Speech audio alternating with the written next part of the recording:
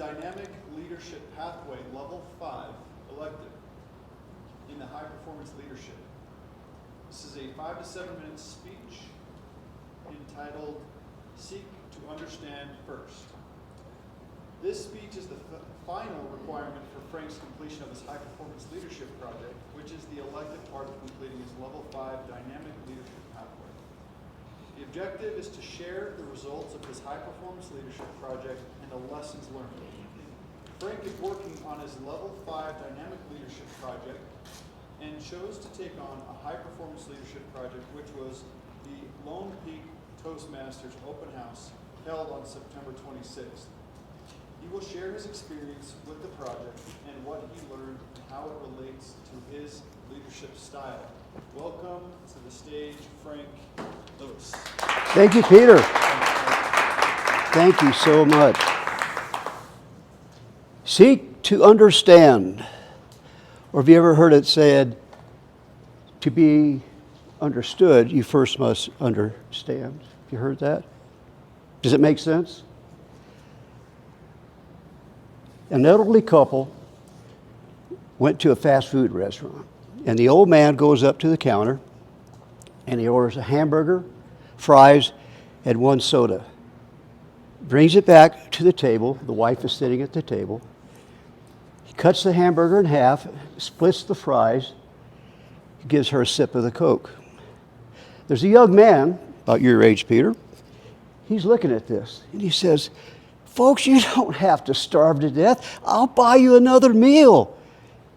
The old man says, "We share everything. We share everything, young man." So the young man sits back. The old man starts to eat his hamburger. He's eating his fries, takes a sip of the soda.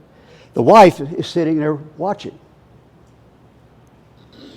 The young man sticks his nose into their business again. He says, "Sir, ma'am, why aren't you eating?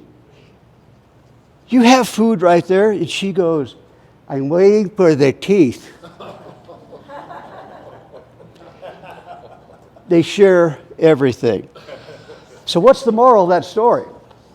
Did the young man really understand the relationship between those two people? I just finished this High Performance Leadership Project. It's not my first one that I've done, but boy, did I learn a lot going through this whole project. The first thing that I did, or my first mistake, is I wrote out a Frank plan. This is the way we're going to do the open house, and this is it, by golly, and everybody's going to do it my way. Quit smiling over there. Well, I got a little bit of pushback from my guidance committee. I got a lot of pushback from this club that, Frank, that's not the way you do things. My feelings were hurt. So, I rewrote the plan. I went over it again. Same format, same everything, but it's still a lot about what Frank is all about. Again, I got a little kick in the head that, Frank, you're not listening very well. You're not paying attention. You don't seem to understand what this club wants. And they were right. So at that point of this project, I became a better listener, I became a learner, and I think I became a better leader at that point in time. You're shaking your head again too. So, a person on my committee said, "Frank, maybe there's a better way that you could put your plan together." I said, "Well, I'm all ears for that." And this particular person said, "Why don't you use a format that maybe would make this a bit more timely?"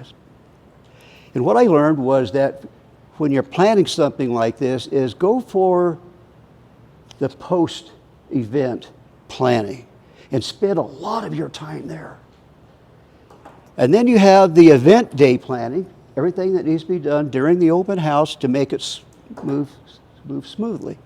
And then you have post-event. In other words, that's all the follow-up. It's almost like a sales position. And that was exactly the way it worked out. And what I learned out of that was that if you do the post or the pre-planning correctly, you don't have to worry about the day of the event.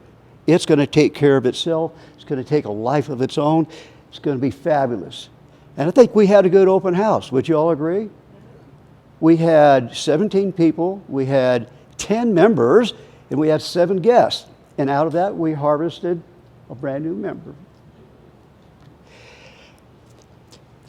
But did I really seem to begin to understand what was really going on with this particular project? And I think I did. I think I was, when I started off, I was kind of like that young man that was so curious about what those old people were, the way that they shared things. I was just kind of bull in the china shop approach to this.